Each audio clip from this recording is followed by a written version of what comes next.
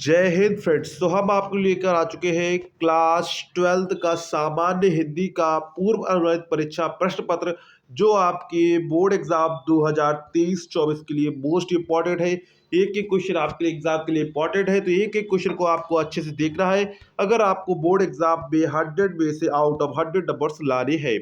ये question paper आपके लिए इंपॉर्टेंट नहीं, वेरी वेरी इंपॉर्टेंट है। ऐसे ही क्वेश्चंस आपको बोर्ड एग्जाम में दिखने वाले हैं। और सभी जो क्लास 12 के इंग्लिश हिंदी सभी के जो प्री बोर्ड क्वेश्चन पड़े हुए हैं, तो उनको आप जरूर देखिएगा। उसकी लिंक आपको डिस्क्रिप्शन में मिल जाएगी, तो वहां से जाकर आप लोग उसे देख सकते हैं, या फिर चैनल पर जाकर आप लोग वहां पर सर्च कर सकते हैं, या फिर आपको स्क्रॉल करेंगे तो आपको वो सभी दिख जाएंगे क्वेश्चन पेपर्स।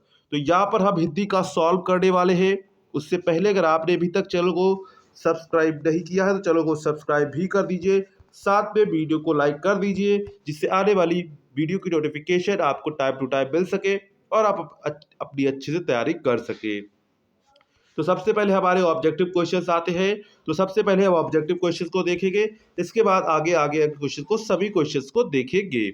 तो अगर वीडियो को लाइक नहीं किया है तो वीडियो को लाइक कर दीजिए, क्योंकि आप लोग वीडियो देख लेते हैं, वीडियो को लाइक करना भूल जाते हैं। तो वीडियो को अभी से लाइक कर दीजिए। इसके बाद हम लोग क्वेश्चन की ओर बढ़ते हैं। पहला क्वेश्चन है, जयशंकर प्रसाद का अपूर्ण उपन्यास है। तो जयशंकर प्रसाद ने कुल 3 उपन्यास लिखे थे। कितने लिखे थे? 3 उपन्यास लिखे थे, कंकाल, तितली, इरावती। तो यहाँ पर उनका जो इरावती उपन्यास था वो कैसा रह गया था? वो अपूर्ण रह गया था, उसकी मृत्यु हो गई, जिसके कारण वो पूरा नहीं हो सका था। तो यहाँ पर आपसे पूछा गया जयशंकर प्रसाद का अपूर्ण उपन्यास है, तो जयशंकर प्रसाद का अपूर्ण उपन्यास कौन सा है? इरावती है। कौन सा है? इरावती है। तो यहाँ आंसर कौन सा करेक्ट हो जाएगा? तो यहाँ पर आंसर आपका सा वाला करेक्ट हो जाएगा। कौन सा करेक्ट हो जाएगा? सा वाला करेक्ट, यानी कि ऑप्शन नंबर सी आपका करेक्ट हो जाएगा। नेक्स्ट है, आरद कादम्बरी पत्रिका के संपादक थे। यहाँ पर आपको 4 ऑप्शन दिए गए हैं, बालकृष्ण भट्ट, प्रताप नारायण मिश्र, बद्रीनारायण चौधरी प्रेमघर और तेंदु हरिश्चंद्र। तो आरद कादम्बरी पत्रिका के संपादक कौन थे? आरद कादम्बरी पत्रिका के संपादक थे बद्री नारायण चौधरी प्रेमघर। कौन थे? बद्री नारायण चौधरी प्रेमघर थे। कौन थे? बद्री नारायण चौधरी प्रेमघर थे। तो यहाँ पर ऑप्शन आपका सी वाला करेक्ट हो जाएगा। नेक्स्ट है, ठेठ हिंदी के ठाठ के लेखक है। तो ठेठ हिंदी के ठाठ के लेखक कौन है? ठेठ हिंदी ठाठ के लेखक कौन है? अयोध्या सिंह उपाध्याय है। कौन है? अयोध्या सिंह उपाध्याय है। तो यहाँ पर आंसर कौन सा करेक्ट हो जाएगा? तो यहाँ पर आंसर आपका बी वाला करेक्ट हो जाएगा, अयोध्या सिंह उपाध्याय हरिऔध। कौन हो जाएगा? बा वाला आंसर आपका करेक्ट हो जाएगा, अयोध्या सिंह उपाध्याय हरिऔध। नेक्स्ट है, हिंदी की गद्य विधाओं की में मुख्य विधा नहीं है। तो यहाँ पर आपको विधाएं दी गई है, एकांकी, नाटक, उपन्यास, रेखा चित्र। तो हिंदी की गद्य विधाओं में मुख्य विधा कौन सी नहीं है? मुख्य विधा रेखा चित्र नहीं है। कौन सी नहीं है? रेखा चित्र नहीं है। और एकांकी, नाटक, उपन्यास ये हिंदी गद्य की मुख्य विधाएं है। तो यहाँ पर ऑप्शन कौन सा करेक्ट हो जाएगा? यहाँ पर आंसर आपका फोर्थ वाला करेक्ट हो जाएगा, रेखा चित्र। कौन सा हो जाएगा? रेखा चित्र। नेक्स्ट है, हिंदी प्रदीप किस युग की पत्रिका है? तो हिंदी प्रदीप का संपादक कौन करते थे? बालकृष्ण भट्ट करते थे। और ये किसके युग के लेखक थे? तो ये थे भारतेंदु युग के थे। किसके थे? भारतेंदु युग के लेखक थे। तो यहाँ पर इसका राइट आंसर क्या हो जाएगा? तो यहाँ पर इसका राइट आंसर आपको क्या हो जाएगा? भारतेंदु युग। क्या हो जाएगा? भारतेंदु युग की। तो हिंदी प्रदीप किस युग की पत्रिका है? भारतेंदु युग की पत्रिका है। तो ऑप्शन यहाँ पर आपका ए वाला करेक्ट हो जाएगा। नेक्स्ट आ जाते हैं, अब आपसे पद से रिलेटेड क्वेश्चन पूछे जाएंगे। पहला है, आदिकाल का नाम वीर गाथा काल किसने दिया? आचार्य हजारी प्रसाद द्विवेदी, विश्वनाथ मिश्र, रामचंद्र शुक्ल, मिश्र बंधु। तो आदिकाल का नाम वीर गाथा काल किसने दिया था? ये दिया था रामचंद्र शुक्ल ने दिया था। किसने दिया था?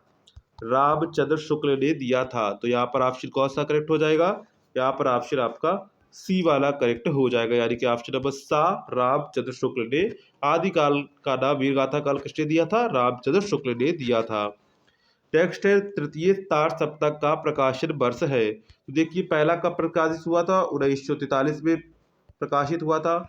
दूसरा आपका 1951 में प्रकाशित हुआ था। तीसरा आपका कब प्रकाशित हुआ? 1959 में प्रकाशित हुआ। कब हुआ? 1959 में प्रकाशित हुआ। तो यहाँ पर ऑप्शन कौन सा करेक्ट हो जाएगा? ऑप्शन यहाँ पर द वाला, यानी कि ऑप्शन नंबर डी वाला आपका करेक्ट हो जाएगा। नेक्स्ट है, ज्ञानपीठ पुरस्कार किस रचना पर नहीं प्राप्त हुआ था? उर्वशी, चिदम्बरा, यामा, कला और बूढ़ा चाँद। तो किस पर नहीं प्राप्त हुआ था? कला और बूढ़ा चाँद पर। इस पर क्या मिला था? साहित्य अकादमी पुरस्कार मिला था। तो यहाँ पर कौन सा करेक्ट हो जाएगा? यहाँ पर ऑप्शन दा वाला आपका करेक्ट हो जाएगा, कला और बूढ़ा चाँद। वीर गाथा काल के कवि है सूरदास, भूषण, चंद्रबरदाई, केशव दास। तो वीर गाथा काल के कवि कौन है? तो वीर गाथा काल के कवि है चंद्रबरदाई है। कौन है? चंद्रबरदाई है। तो यहाँ आंसर क्या करेक्ट हो जाएगा? तो यहाँ पर आंसर आपका सा वाला करेक्ट हो जाएगा, चंद्रबरदाई। क्या हो जाएगा? चंद्रबरदाई। नेक्स्ट है प्रगतिशील लेखक संघ की स्थापना हुई थी। तो प्रगतिशील लेखक संघ की स्थापना कब हुई थी? 1943, 1954, 1938, 1936।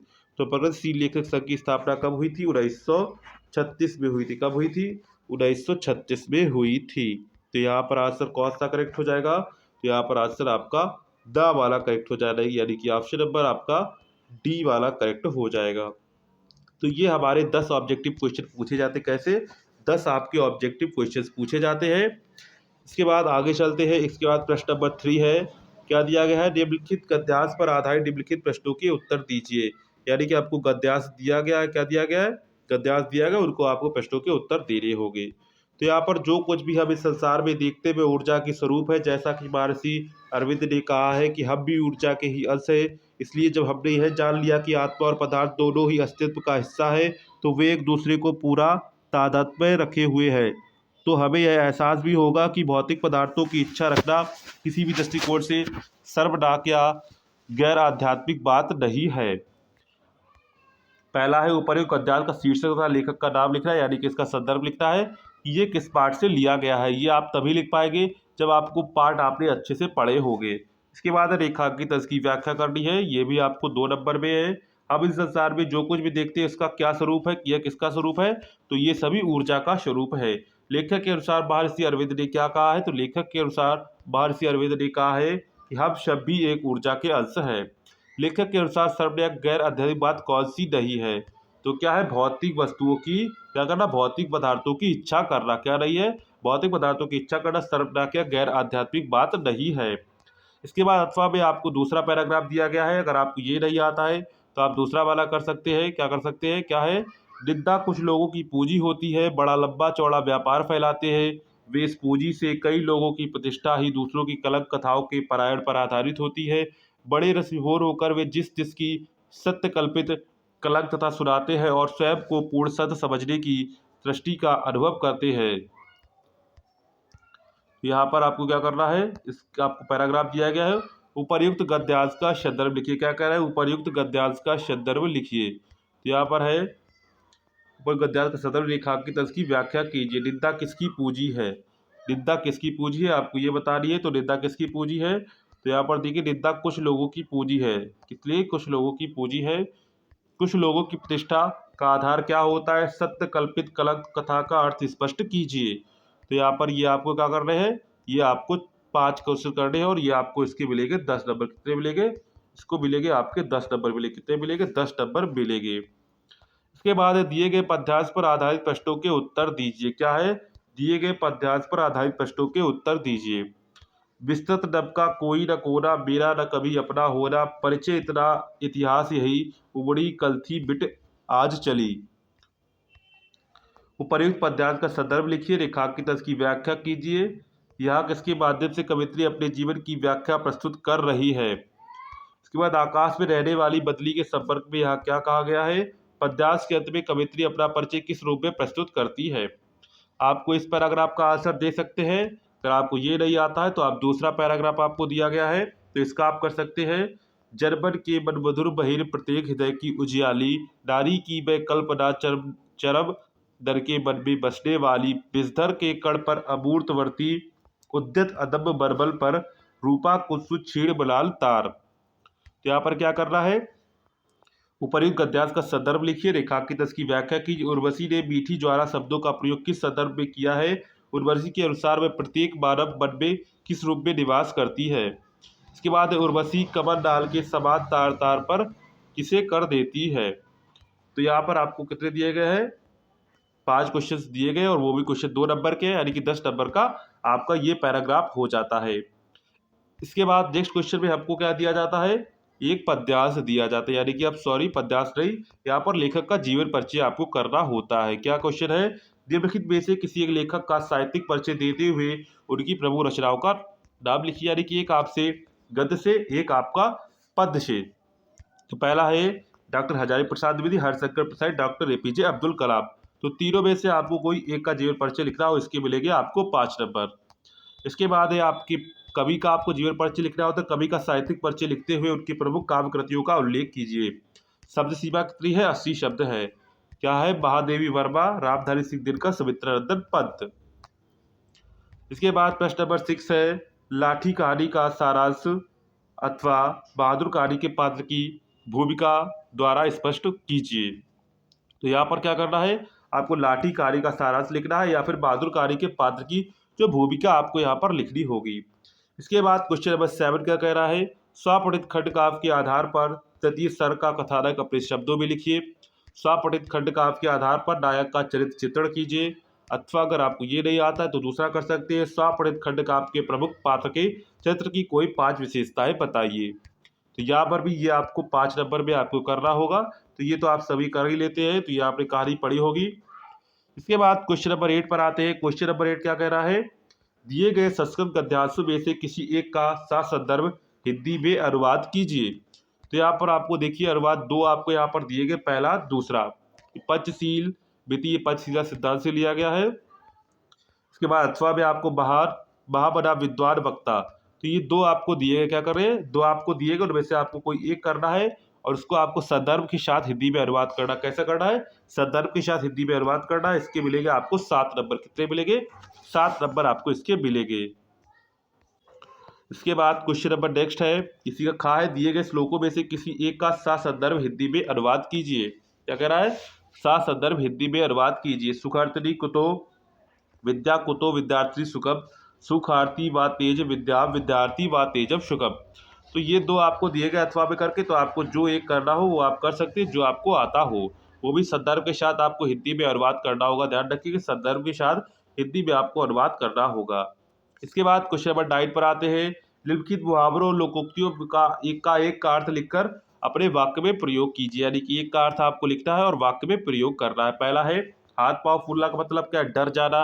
ना 3 में ना 13 में किसी काम का ना रहना। 1 और 1 11 हो रहा, एकता में शक्ति हो रहा, घर का ना घाट का, यानी किसी भी काम का ना होना। इसके बाद है, निम्नलिखित शब्दों के संधि विच्छेद के सही विकल्प का चयन करके लिखिए। तो पहला है परमारथ। तो परमार्थ का संधि विच्छेद क्या हो जाएगा, परम धन अर्था हो जाएगा। क्या हो जाएगा, परम धन अर्था। यानी कि ऑप्शन यहाँ पर आपका डी वाला करेक्ट हो जाएगा। कौन सा, डी वाला आपका करेक्ट हो जाएगा। इसके बाद नेक्स्ट है, स्वार्थ का संधि विच्छेद है। तो स्वार्थ का संधि विच्छेद का स्वाधर अर्थ है। क्या है, स्वाधर अर्थ है। क्या है, स्वाधर अर्थ। यानी कि ऑप्शन नंबर कौन सा करेक्ट हो जाएगा, ऑप्शन यहाँ पर आपका सी वाला करेक्ट हो जाएगा। नेक्स्ट है, रजनीश का संधि विच्छेद है। तो रजनीश का संधि विच्छेद क्या होगा, रजनी धन ईस होगा। क्या होगा, रजनी धन ईसा। क्या हो जाएगा, ऑप्शन नंबर यहाँ पर आपका सा वाला करेक्ट हो जाएगा। क्या हो जाएगा, सा वाला आंसर आपका करेक्ट हो जाएगा। नेक्स्ट है, दिए गए शब्दों की विभक्ति और वचन के अनुसार सही विकल्प का चयन कीजिए। सर्वस्मिन। तो सर्वस्मिन क्या है, सर्वस्मिन है षष्ठी विभक्ति एक वचन। क्या है, षष्ठी विभक्ति एक वचन। नेक्स्ट है, राग्याप। क्या है, राग्याप। तो राग्याप क्या है, राग्याप है षष्ठी विभक्ति बहुवचन। क्या है, षष्ठी विभक्ति बहुवचन। इसके बाद आते निम्नलिखित शब्द युग्मों का सही अर्थ चयन करके लिखिए। क्या करना है, सही अर्थ चयन करिए। सकल और सकल। तो सकल का मतलब क्या है, सकल का मतलब है संपूर्ण और सकल का मतलब है रूप रंग। ऑप्शन यहाँ पर कौन सा करेक्ट हो जाएगा, यहाँ पर ऑप्शन बा वाला आपका करेक्ट हो जाएगा। नेक्स्ट है, धरा और धारा। तो धरा का मतलब क्या होता है, धरा का मतलब पृथ्वी होता है, धारा का मतलब जल का प्रवाह। क्या होता है, जल का प्रवाह। तो यहाँ पर ऑप्शन आ आपका करेक्ट हो जाएगा। नेक्स्ट है, निम्नलिखित शब्दों में से किसी एक के दो अर्थ लिखिए। क्या कर, किसी एक के दो अर्थ लिखिए। जड़, जोड़, जलज। इसके आपको किसी एक के दो अर्थ लिखने, इसके मिलेंगे आपको 2 नंबर। इसके बाद लास्ट हमारा बचता है, निम्नलिखित वाक्यांशों के लिए एक सही शब्द का चयन कीजिए। जो मर्यादा का पालन करता है उसे कहते हैं मर्यादित। क्या कहते हैं, मर्यादित। जो फालतू बोलता है उसे क्या कहते हैं, वाचाल कहते हैं। क्या कहते हैं, वाचाल। इसके बाद निम्नलिखित में से किन्हीं 2 वाक्यों को शुद्ध करके लिखिए। मैं लखनऊ अनेकों बार गया हूँ। तो क्या लिखिएगा, मैं लखनऊ अनेक बार गया हूँ। इसके बाद है बाया को भारी भूख लगी है। क्या बाया को भारी भूख लगी है? वह धर्मार्थ के लिए दाँत दे रहा है। क्या धर्मार्थ के लिए दाँत दे रहा है? पुस्तक बेच पर डाल दो। तो यहाँ पर पुस्तक पुस्तक बेच पर रख दो कर सकते हैं। इसके बाद है इससे आपको 4 दिए गए, आपको कोई 2 आपको करने रहेंगे। इसके बाद क्वेश्चन नंबर 12 है। क्वेश्चन नंबर 12 क्या कह रहा है? श्रृंगार अथवा वीर रस का स्थायी भाव के साथ उदाहरण भी लिखिए। अनुप्रास और श्लेष अलंकार की परिभाषा सा उदाहरण लिखिए। दोहा अथवा कुंडलिया छंद का लक्षण उदाहरण लिखिए। तो यहाँ पर क्या करना है, 3 आपको दिए गए, उनमें से आपको एक एक करना होगा अथवा वे आपको दिए गए हैं। इसके बाद क्वेश्चन नंबर 13 है। किसी बैंक के साथ शाखा प्रबंधक को उच्च शिक्षा हेतु ऋण प्राप्ति हेतु के लिए आवेदन पत्र लिखिए। यानी कि उच्च शिक्षा के लिए ऋण प्राप्त करने के लिए आपको एक आवेदन पत्र लिखना होगा। क्या करना होगा? आवेदन पत्र लिखना होगा। इसके बाद लास्ट क्वेश्चन हमारा 14 बचता है। निम्नलिखित में से किसी एक विषय पर अपनी भाषा शैली में निबंध लिखिए। क्या करना है? अपनी भाषा शैली में निबंध लिखता है। लोकनायक कवि तुलसीदास, साहित्य और समाज, सड़क सुरक्षा, विद्यालय में खेलों का महत्व। तो यहाँ पर आपको 4 ऑप्शन दिए गए हैं, इसमें 4 में से आप कोई एक कर सकते हैं। इसके मिलेंगे आपको 9 नंबर। कितने मिलेंगे? 9 नंबर मिलेगी। तो ये आपका क्लास 12 का सामान्य हिंदी का मॉडल पेपर हो जाता है, जो आपके बोर्ड एग्जाम 2023-24 के लिए इंपॉर्टेंट है। तो हमने सोचा आपके साथ ये क्वेश्चन पेपर साझा किया जाए। तो ये था क्वेश्चन पेपर। अगर आपको वीडियो पसंद आया हो तो वीडियो को लाइक कर दीजिएगा और चैनल को भी सब्सक्राइब कर लीजिएगा। ऐसे ही क्वेश्चन पेपर के लिए मिलते हैं नेक्स्ट वीडियो में। तब तक के लिए जय हिंद।